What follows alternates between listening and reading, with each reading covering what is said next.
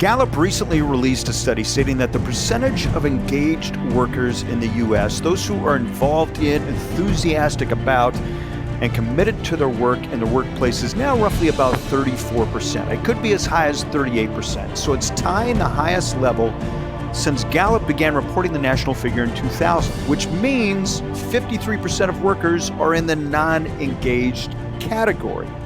So when this happens, morale and profits take a hit. So today we're going to unpack how one company is taking lessons from elite military units and teaching companies how to create and sustain high-performance leaders and teams. Essentially, how to engage the non-engaged. So welcome to the Military Wire with Mike Schindler. This is the podcast where we interview America's most elite men and women who have served this country.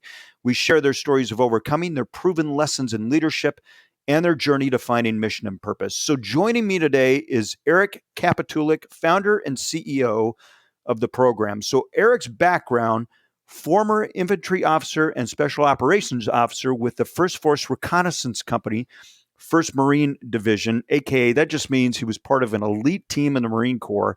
He received his BA from the University of Chicago Graduate School of Business in 2005 and then founded the program in 2008.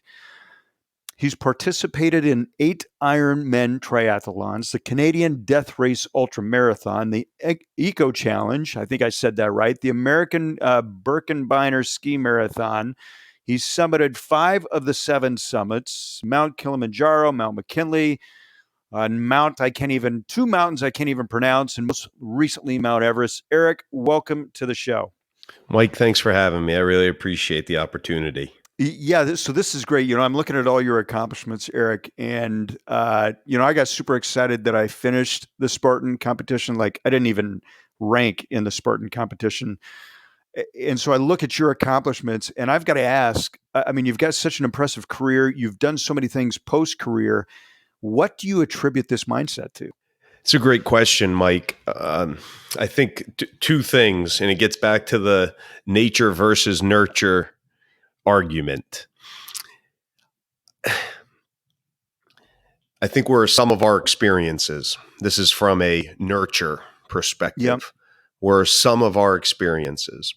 And at a very young age, the biggest experience that most of us have are our parents. And I actually, as a parent now myself, I actually do things a little bit differently than my own parents did. But my parents were very much performance driven. And as an example, in high school, I could score 20 plus points in a high school basketball game. And when I finished, the first words out of my dad's mouth were going to be, "Hey, you went 6 for 10 on free throws. What's up?" And that constant feedback of what can we do better definitely challenged me to always be in a, hey, I'm going to show you type of mentality. And for me, it has been very beneficial. I'm always in the, okay, what's the next challenge? Okay, I did this, but what can I do to make it better, faster, more profitable? I mean, in everything in my life. So, Erik, do you find, I want to interrupt here just a little bit.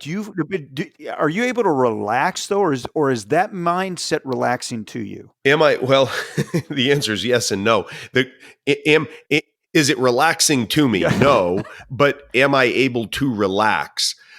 I think yes, I am. Admittedly, how I'm able to relax and how often is limited. It is. No doubt. Well, and the reason I asked that question, because you've accomplished quite a bit. I mean, if somebody could, summit Mount Everest, they would say that's a lifetime accomplishment. And here you've done 5 of the 7. So the reason I ask that is some may view you as an anomaly, like saying, listen, I could never walk in your footsteps. Yes, my parents, I had that similar experience where, I always had to achieve, had to do better. In the military, we get that achiever Charlie mentality.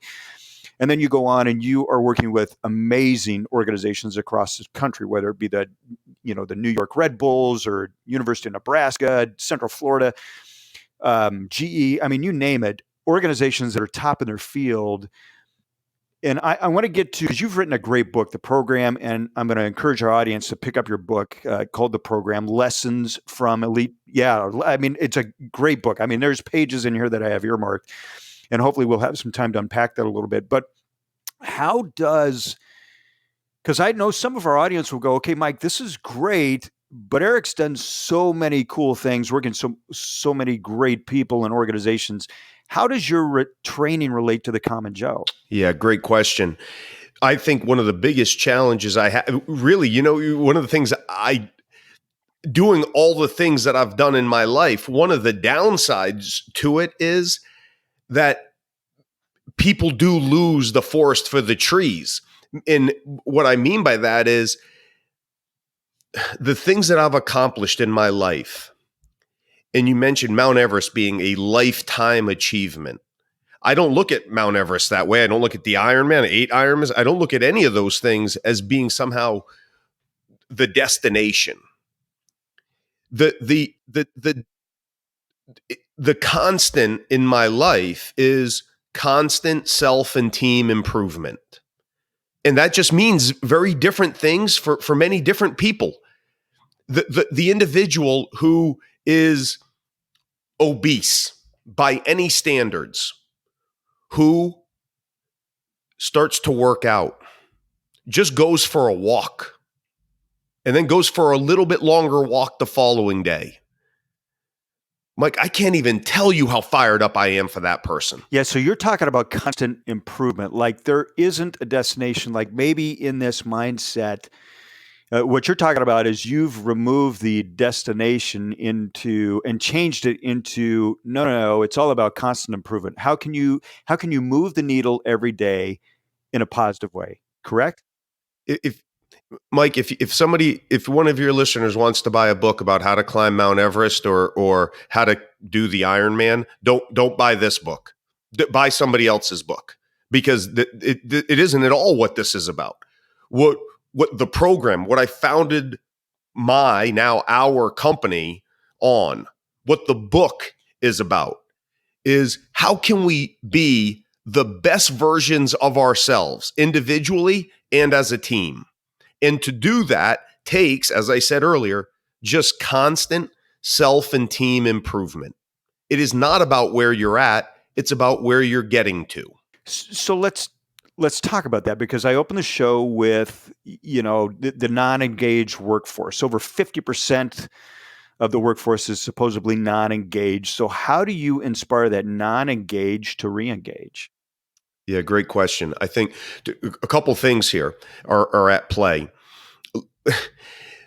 First, I love the terminology that you're using, because usually I'll get a question about how can I motivate those individuals?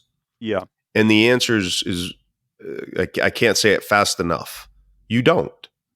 Motivation is an internal desire, an internal drive. So either you're motivated or you're not. And somebody from external cannot motivate you. We can, though, inspire. And as leaders, that's what we should be looking to do. Inspire our team. And as leader, I mean dad, mom, coach, teacher, business leader. We're not motivating. We're not in the motivation business. We're in the inspiration business. Now, specifically to your question, there's a few things. Number one, as a leader, never ask your team to do something that you're not willing to do yourself. If you want to inspire your team, do what you're asking them to do and a little bit more.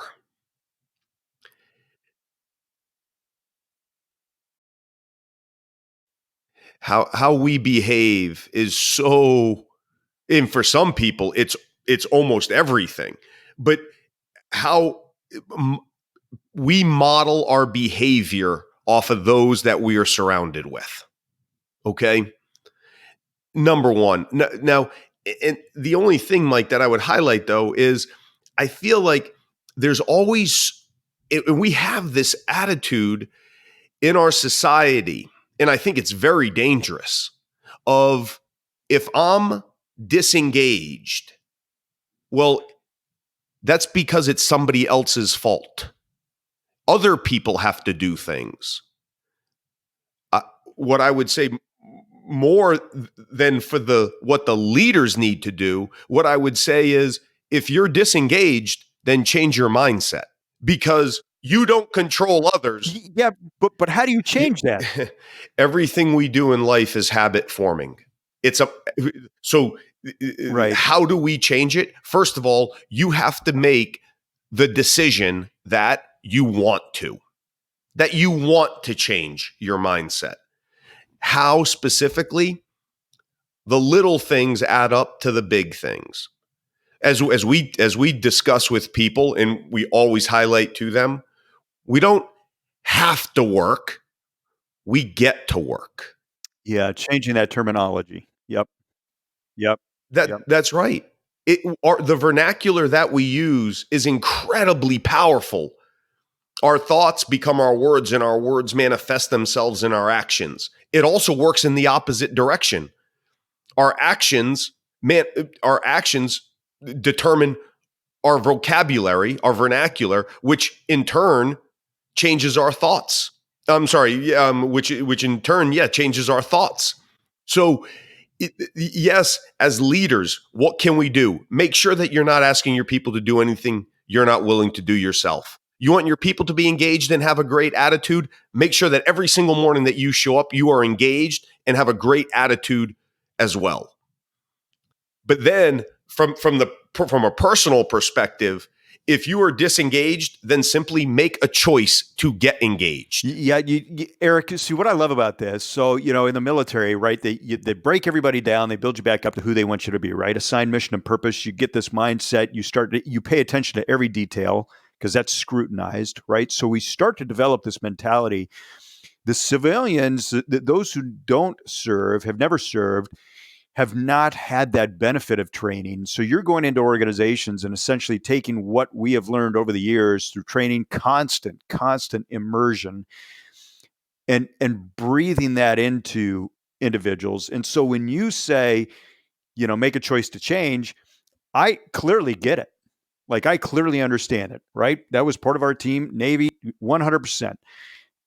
When you say that to civilians, those who have never served, and you've worked with some amazing companies, corporations, how do people respond to that? Eric, do they look at you and go, yeah, it's easy for you to say that, but like, how do I do that? Or do they say, no, okay, I'll just make that choice? Yeah, more the former than the latter, for sure, Mike, right? It's a great point you're bringing up, right? And a few things. Number one, let me use the idea of excuses, okay? A disengaged workforce tends to make excuses. As we highlight, it's easy to say, hey, stop making excuses. Yeah, okay, no kidding. I get it. I know I'm not supposed to, but what specifically? How specifically? One of the things that we challenge everybody on, I talked to my wife about this, or my children about this, my coworkers about this. You are unable to use the term, I don't have enough time, or I ran out of time, or time this, time that. So if you want to stop making excuses, there's a reason why everybody says on January 1st, I'm going to get in better shape. And by February 1st, the gyms are empty. January 1st, gyms are packed. February 1st, empty again. It's because we don't go from a sedentary lifestyle to working out 7 days a week, because we might be able to do it for a short amount of time, but we have to create better habits. And being disengaged is just a bad habit that's been created over an incredible amount of time. So if we're going to change that, then we have to start to change the underlying habits that make us disengaged. One of those is making excuses. What's the biggest excuse that we hear? Time. Yeah, have I got time? Well, I didn't get in because of time, this, that. So what we talk about is, instead of saying, hey, let's be engaged, we'll say, we can't use the excuse. That's a standard here now. Mm. If you want to use a different excuse, okay, think of one. But time is no longer going to be allowed as an excuse for anything. It's so. I love that you say this. I want to interrupt real quick because my grandfather, you're bringing something up that I remember. I came up with some excuse years ago when my grandfather was alive, and he looked at me, and I've never forgotten this, Eric. And it goes to what you're saying. He said, "You know what, Mike? If it was worth $1 million to you, you would have found time to do it."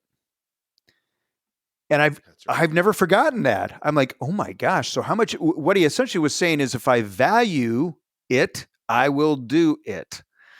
And I think that's what you're saying is, if we place value on something, then we find a way to make it happen. So that gym analogy, which I love, is, hey, just go to the gym for 10 minutes. I remember one guy, I saw him after 6 months. He looked amazing. I'm like, what'd you do? He goes, every day I made a decision to go to the gym. Sometimes it was only 10 minutes. Sometimes it was 30 minutes. But every day I said, I'm going to go, and I'm just going to go because I needed to create that habit.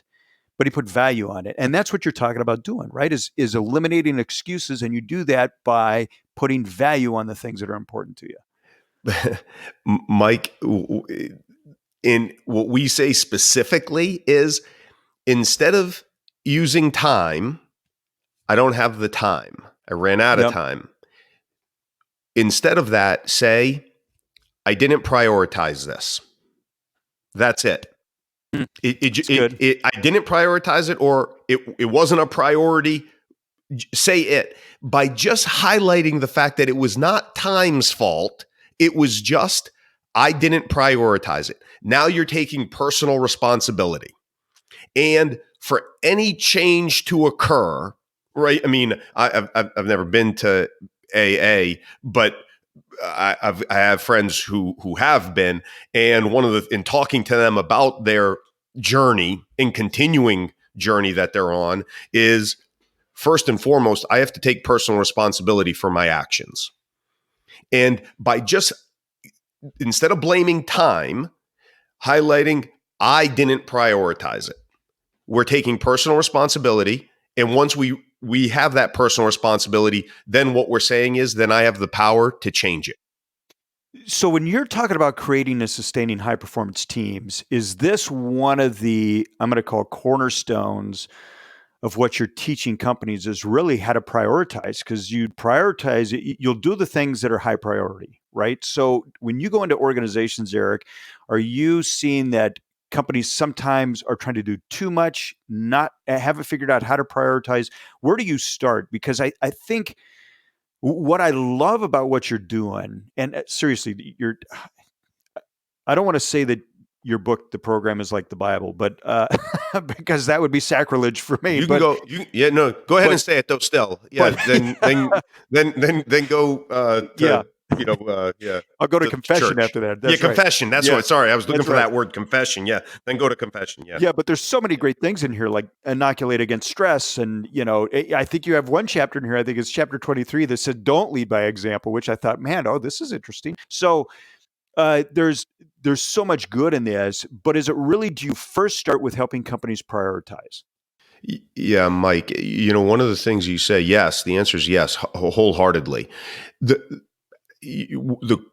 I think, I don't want to put words in your mouth, but I think one of the questions you had asked is, do you typically see companies who are trying to do too much?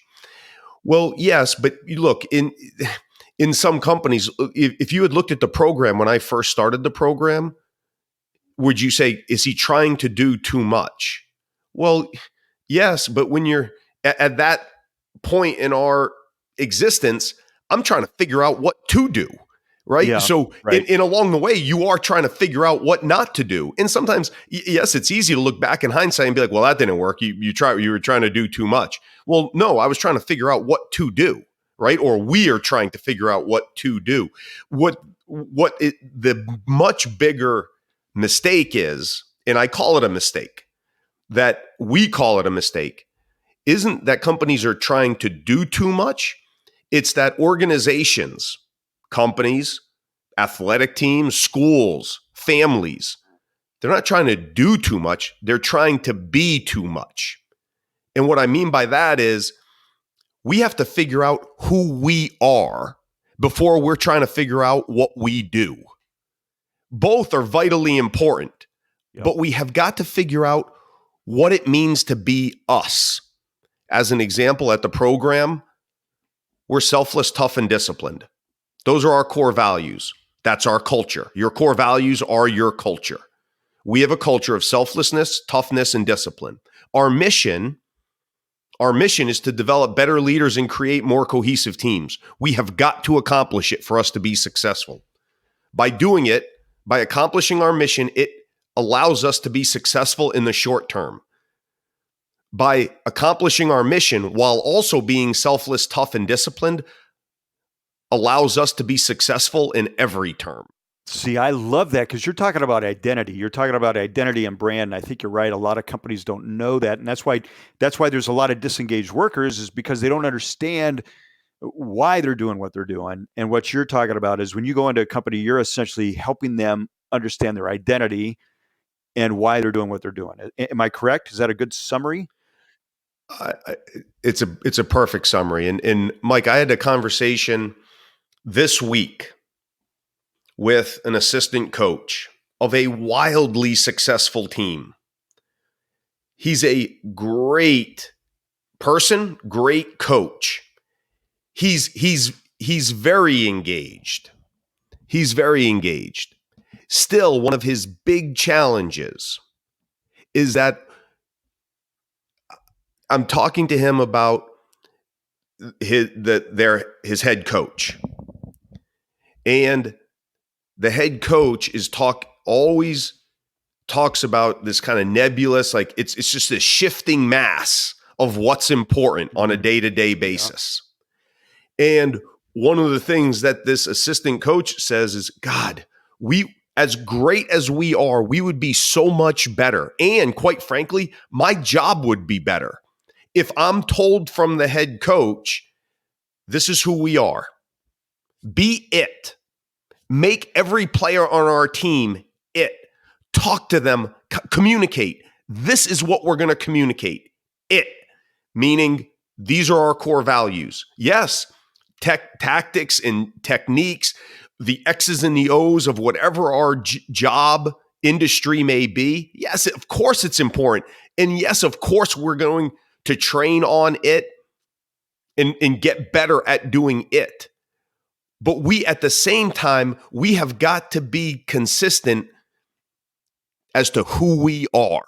Yeah, see, I love that. So, Erik, I mean, I know we could talk like probably hours on this because you have tapped a subject I think is so important, which is about identity, brand, knowing who you are. Because when, the SEALs have that saying that you never rise to the occasion, you always fall back to your level of training, right? And that has everything to do with who you are and what you've trained to become. What is the one thing that you want people to know when they bring you and your team into their company? What can they expect from you guys? Yeah, well, I think first and foremost, if there's one thing I'd want people to know is that the SEALs stole that saying from the Marines. But other than that, though, you mean other than that, Mike? Okay. Other than that, the program teaches people how to be the best team leaders and best teammates that they can be. Individuals can do well, and individual talent can win games. But great teams compete for championships on any battlefield. And great teams are comprised of great team leaders and great teammates. The program, we teach people how to be both, how to be the best teammate and the best team leaders that they can be. What I'd like your audience to know about the program is that we don't just stop there, though. The program, we teach people how to be the best teammates and best team leaders that they can be, but then our experiential training provides an environment for those people then to go and develop those skills. As we discuss at length, My teammates and I at the program, what we know, not what we believe, but what we know, is that everybody's a hero when it's 70 degrees and sunny out. Unfortunately, Yeah, that's right. that's not when you need them. You need great teammates and great team leaders when it's not. Everybody has the right answer when we're sitting inside a climate-controlled classroom. Yeah, unfortunately, that's not where you prove just how great a teammate and how great a team leader you are. You prove it when you're faced with adversity. The program provides it. And through it, we don't only teach people how to be great teammates and team leaders, but we develop it. I love that. So, Erik, we're up on the hour, and I just want to say that your book, The Program, which you wrote with Jake McDonald, Lessons from Elite Military Units for Creating and Sustaining High-Performance Leaders and Teams, is so good. And I really think that this book should be sitting on the desk of every president, CEO, leader in the country. They should be reading this book. There are nuggets in here. And you've proven it. I mean, what I love about you, Erik, is you have done it. You've summited 5 of 7 mountains. You've been part of an elite unit. So what you're saying isn't just research and hearsay. It's practical, tactical information that can be used and deployed same day and practice. So how do people find your book? Yeah, thanks, Mike. Mike, I would add one other people that I'd like to see it on their desk, and it actually would be their kitchen table, would be moms and dads too. Please, you can find out more about the program and our leadership development and teammateship development services, as well as order a copy, or we hope multiple copies of our book, by going to our website, theprogram.org. Yeah, perfect. Well, Erik, thanks for being on the show. And again, to learn more about Erik and the program, be sure you guys visit his website, their website at theprogram.org. You pick up the book at Amazon or Barnes & Noble. And if you guys are in transition, if you're getting ready to transition and get out, and you want to discover your post-service identity, reach out to us at operationmilitaryfamily.com, and we can discuss how you can get started to plan your best year ever after transition. Erik, thanks again for being on the show.